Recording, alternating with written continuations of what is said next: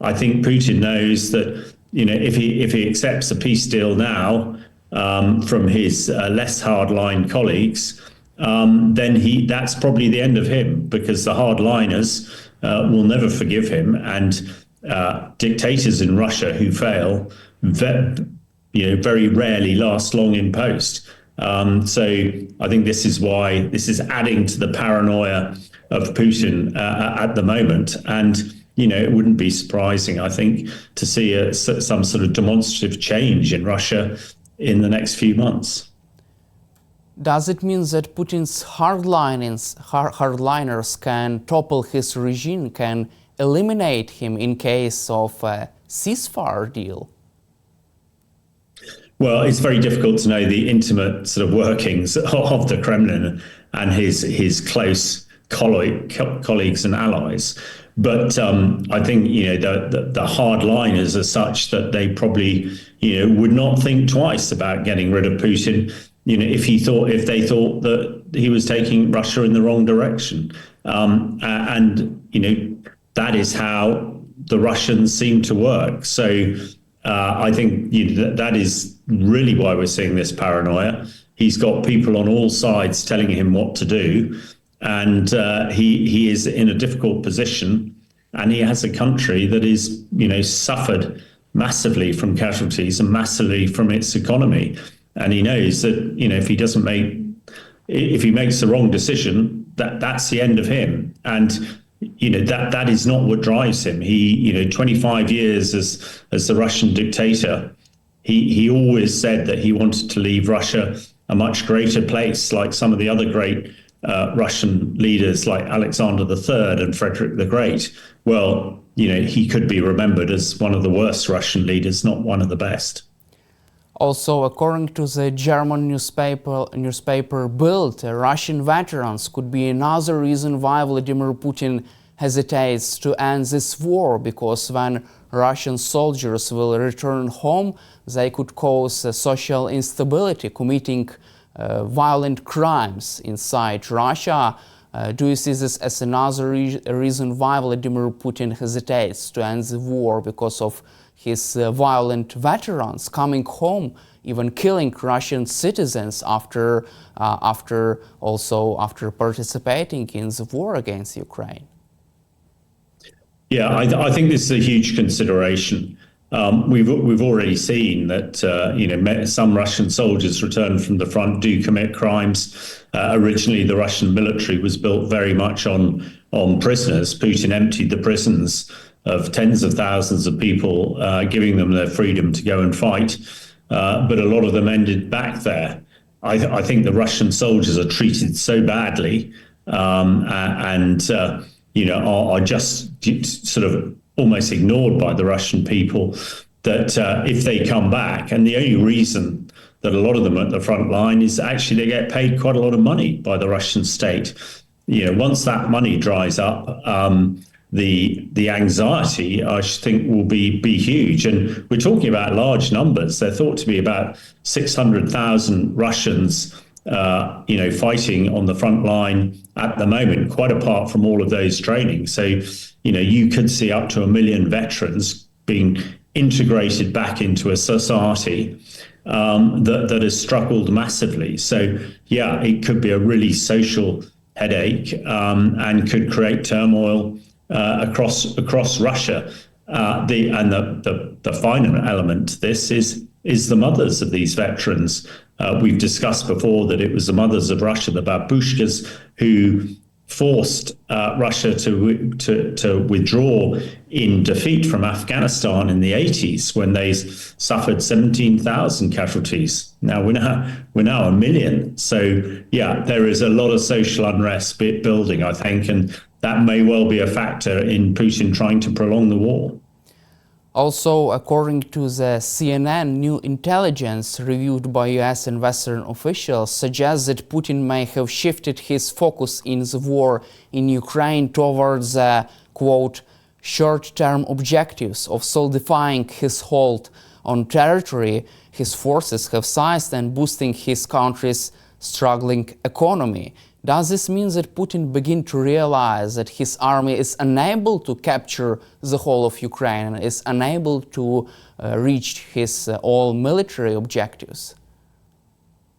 I think that is absolutely the fact, and as we discussed earlier, a lot of analysts are really saying how little the Russian army has achieved in the last year, and they can't, and their ability to make headway, because most of the Russian soldiers are inexperienced conscripts who've had very little training.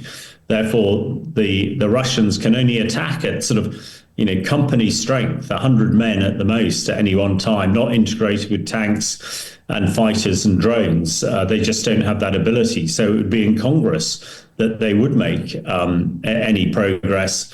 And I'm sure that is seeping back through. I think that is behind the comment in his 25th anniversary documentary at the weekend saying, well, I might have to use tactical nuclear weapons because my army just can't do it. And why I have written in the UK's Telegraph today saying we must be aware of this, and this is where the Americans and others must step up and ensure that Putin doesn't use a tactical nuclear weapon. You just mentioned about the Russian threat of using nuclear weapons. According to the Telegraph, the United Kingdom is finally preparing for the war against Russia, preparing for a direct military attack by Russia by outlining and updating 20 years old contingency plans to put the country on war footing in case of direct attack. Also, a classified document will set out how the government would respond in case of attack by the Russian side. What is your assessment of this new military planning going on inside the British government?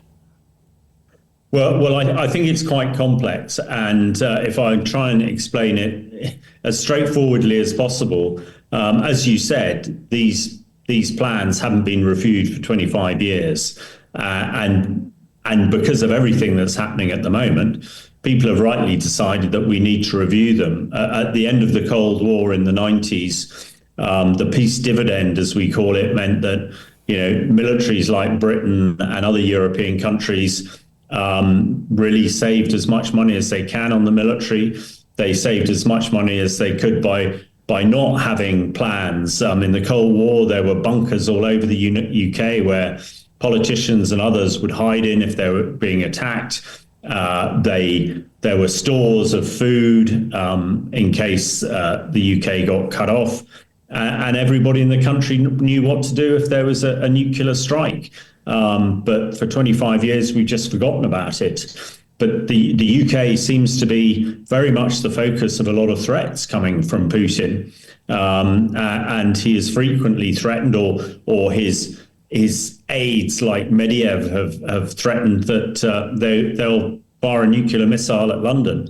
Now, I don't think anybody really until recently believed that they might do that. And I think it's part of that is what the review is all about. Also, the new government has a strategic defence review that is about to be announced very soon, recognising that Britain needs a stronger military to be able to create a deterrence against Putin. And also, it's the UK and France who are leading what's called the Coalition of the Willing, to provide a military force that would ensure that a ceasefire holds in Ukraine, hopefully when we've got it. But all of that put together means that the threats coming out of Moscow and threats coming from Putin, especially on the nuclear side, are now being taken very, very carefully and very seriously in London, because the final bit of this, we've talked about nuclear a few times, but Britain doesn't have tactical nuclear weapons.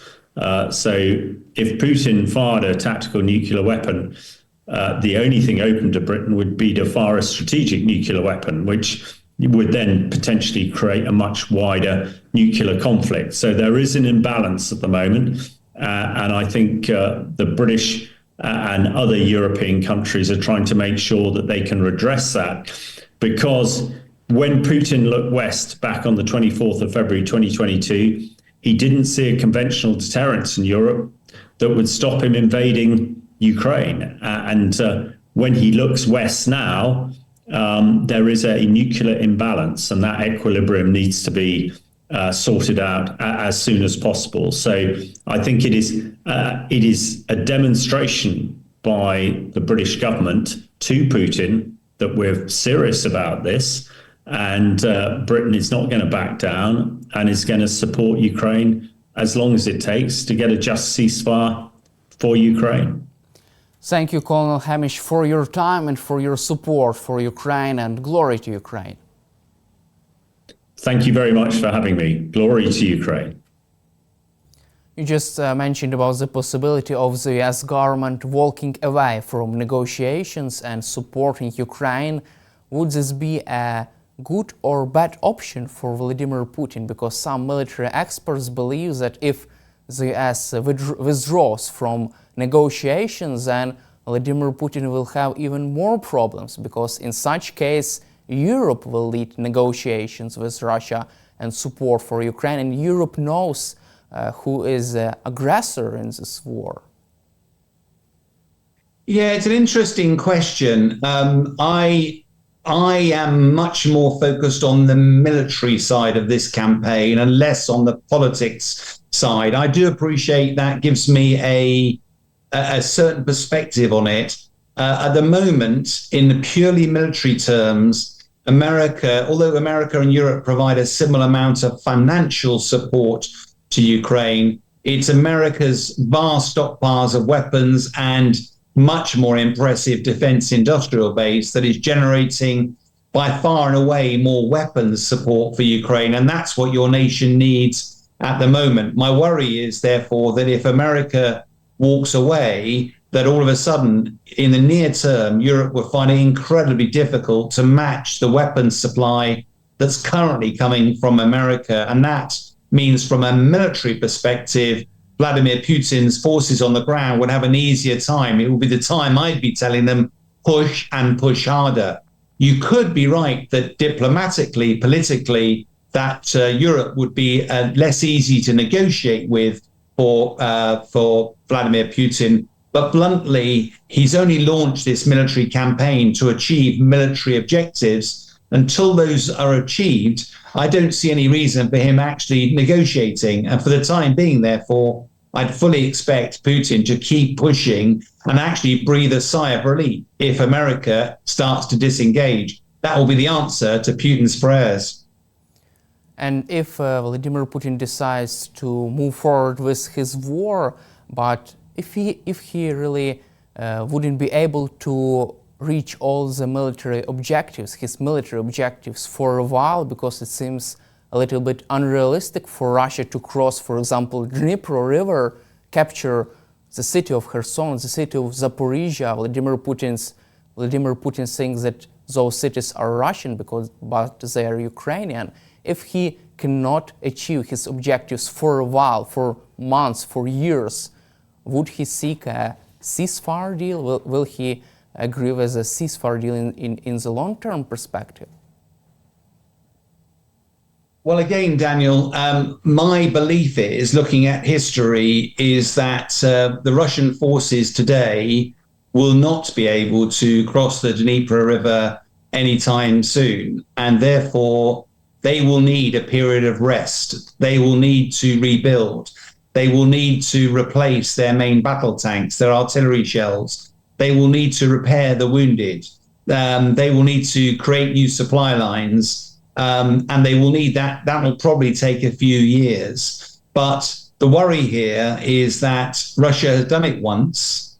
They have had an extremely difficult time. They probably expected to subjugate the whole of Ukraine within days back in February of 2022.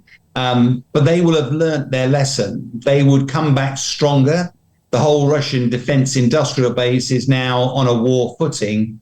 And therefore, within a matter of a few years, Russia will be ready for this next big push. They would know how to get across the Dnipro River. And unless Ukraine was very well prepared, that would probably signify the start of the next phase of battle.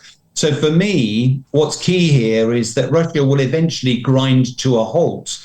for now. The challenge, of course, then is how on earth does Ukraine secure the security guarantees it needs to make sure that Russia cannot do that next push forward? And that won't be something that Ukraine can do alone. I suspect that is something that ideally NATO would have provided, but it looks unlikely that NATO will be the answer. So what are the elements of that security that needs to be in place, not just a signature on a bit of paper, but actual credible deterrence that will stop Russia from coming again in a few years' time? Let's also cover recent developments in the assassination campaign inside Russia. Recently, Russian General Yaroslav Moskalik has been killed in car bomb attack near Moscow. And last year, in December last year, another Russian general, Igor Kirillov, was killed in the bomb attack. How do you see the main consequences of this attack on Vladimir Putin's chain of command and his army? And how do you see the psychological consequences of this? Yes, I mean, when that assassination came through, it was big news. But it's not the first time that Russian generals have been attacked. Whilst it captured the news headlines, if you look at it from a strategic perspective, Russia has got lots of generals. This will not affect the war at all. I think what it does do is it's part of Ukraine's strategy to demonstrate that they can take the war to Russia. Russia isn't in complete control. What Russia is trying to do is to keep the war in Ukraine's boundaries so that Muscovites and those people in Russia can get on with their day-to-day lives and just listen to the news and hear tales of fancy of what's going on. By targeting Russian generals on the ground, by closing down the Russian airports, by targeting Russian oil supplies, refineries, and key airfields, what Ukraine is very effectively doing is demonstrating to the Russian population that President Putin is not in control, that he is fighting a war, and that Ukraine is capable of fighting back. But I wouldn't want to read too much into the loss of one Russian general. It is of concern for Russian forces, but quite bluntly, in an autocratic regime, as in Russia, President Putin has a lot of disposable generals. He will not miss a beat just because he loses one or two to assassinations. Let's cover also, you just mentioned about Vladimir Putin. It's 25 years of Vladimir Putin's rule, and Russian propaganda channels have produced this big documentary about Vladimir Putin. He was showing journalists his flat in Kremlin. It's interesting that there weren't any kind of windows in his flat. Did you see this film, and what is your impression of this demonstration of Putin's main achievements? I deliberately didn't watch that, Daniel, because I am not the target audience for that film. The target audience was the domestic Russian audience. And I think what's telling is under normal times, Putin would never do that sort of documentary, that sort of film. I think what's very clear is that if you remember, Yevgeny Prigozhin led that march against Moscow, and it was quite surprising how far he got. President Putin will be worried that as the death rate starts to rise, as more and more Russian soldiers go back home with bad injuries and tell the story about what's actually going on the front line, not what you're reading about, but what's actually going on, that does create a very different atmosphere in Russia. And the danger is Putin will believe that people will turn against him. So the more he can do to demonstrate that he is a long-term leader, that he's Mr. Security, that he cares for Russia, that he only has Russia's long-term interests at heart, and that he's painting this as an existential threat to the Russian way of life, this is all part of him trying to secure the support of his domestic audience. It's got nothing to do with what's actually going on and everything to do with trying to bolster President Putin's popularity back at home so that he doesn't suffer the end, as so many dictators before him suffer a very ignominious and a very swift end. He's very keen to avoid that. Meanwhile, Ukrainian military intelligence has shot down two Russia's Su-30 fighter jets using maritime drones for the first time in the history of modern warfare. How can you assess this innovative way to destroy enemy's aircraft? I think this is a fascinating story because it creates more questions than answers. It is the Maruva B7, I think it is, your maritime drone. It's not particularly big, it's very fast, it's normally packed full of explosives and driven towards Russian ships and explode on impact. On this particular occasion, it had a couple of missiles loaded onto it. Originally, these would have been former Russian or Ukrainian missiles, but actually it appears this time they were Sidewinder missiles, which are provided by the West. They're an air-to-air missile. They're infrared guided. In other words, unlike a radar missile that has to send out a signal to find where the enemy aircraft is, and therefore the enemy aircraft knows this missile is coming. With something like the Sidewinder, it's purely picking up the heat signature of the engine of the aircraft. The aircraft doesn't know the missile is coming at it, and therefore it can be very successful. But how on earth, when I used to fire Sidewinder missiles, we would fire one of those every 2 years to make sure we understood how it worked, how difficult it was to aim. You had to have the aircraft really steady. You had to put the tracking mechanism onto the target aircraft. You had to listen for a tone when the missile locked onto the target, and then you would press the trigger and fire the missile off. Well, last time I saw these maritime drones, they're bouncing along on the water like mad. So it's very difficult to provide a stable sighting situation for these missiles. Also, when they come off the rails of a military jet, you're already doing 400 miles an hour, so they're already flying. If you're now throwing them off a small maritime drone, how on earth do they get flying speed? How do they pick up the target? So I think there's lots of questions here, but without a doubt, this is a really good example of two Su-30 Russian aircraft were apparently shot down. One of the crews was killed, one of the crews survived. And this is a really good example of Ukraine using asymmetric technology, using innovation, using surprise, using deception to create some opportunities to shoot down state-of-the-art Russian aircraft. And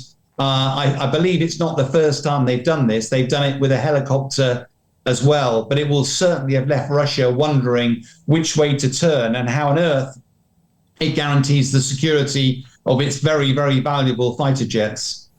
Let's cover our final topic. I just wanted to cover with you the air battle between India and Pakistan. According to CNN, a dogfight between Pakistani and Indian Air Force has occurred, and more than 100 fighter jets participated in this fight, which could be the longest and the largest such dogfight in the history of modern aviation. What is your take on this story from your personal experience? Yeah, again, Daniel, I've been involved in Royal Air Force and air power for most of my lifetime. There are so many bits of this story that don't quite sit comfortably with me. First of all, the targets that were struck by India are all relatively close to the border. And if you were wanting to have an effect on the ground, you would use long-range missiles, and your fighter jets would never need to go anywhere near Pakistani airspace or Pakistani-controlled Kashmir airspace. So why you would risk your aircraft by pushing them into that space, I do not know. I would understand why you might put drones into that airspace to help identify the targets, to choose the best time and place to fire those long-range missiles. But originally, Pakistan claimed they had shot down 5 Indian Air Force jets. There's no proof of that at the moment. More and more information is coming out. But at its heart, let's be clear here, this is two nuclear powers, both of which believe that Kashmir is theirs. Let's not forget China is also administers part of Kashmir. But those two nuclear powers absolutely do not want to escalate to a nuclear war. It's almost certain that they would only use nuclear weapons if their very nations became threatened. So this is about the attack that on Indian folks, that India believes that Pakistan sponsored the terrorists. India is therefore punishing Pakistan for doing that. But the language around all of this was very measured. And I was very struck by the Pakistanis going, okay, the international community was saying, what are you going to do next? How are you going to retaliate? And their language was much more, look, we pay a big price for this. We shot down 5 of their fighter jets. I think we don't need to do any more. All of that language, whether they do or they don't, it's all language that's trying to de-escalate the situation. Both sides have demonstrated their willingness to respond if the other does something, but neither side wants to see this escalate to any full confrontation. And it seems like US President Trump doesn't really care much about the situations. The US were not involved in such big diplomatic efforts to end this conflict. Do you feel that as a sign that the US is walking away from the international stage? I don't know. If I was part of President Trump's team, he's made lots of promises about bringing peace to the war in Ukraine, and he's done nothing. He's told about bringing Hamas and bringing the war to an end with Israel. Bluntly, Israel's back on the front foot and now appears to have plans to occupy Gaza permanently. I think President Trump is going to be a little bit more careful about making promises about what he can achieve and then not being able to deliver. And I think at the moment, his advisors almost certainly are telling him, look, ever since 1947 and the partition of India at the end of the Second World War, there has been unrest around Kashmir. There will always be fighting unless that situation is resolved once and for all. But you don't need to get involved, America. Both sides do not want to see this escalate to nuclear war. The language on both sides seems to be restricting it. So the advice would be, why would President Trump want to get involved? Just steer well clear for now. Keep an eye on what's going on and only keep your powder dry because you might need to use it later on. Thank you, Sean, for your time and for your support for Ukraine, and glory to Ukraine. Slava Ukraine. Героям слава. Thank you very much.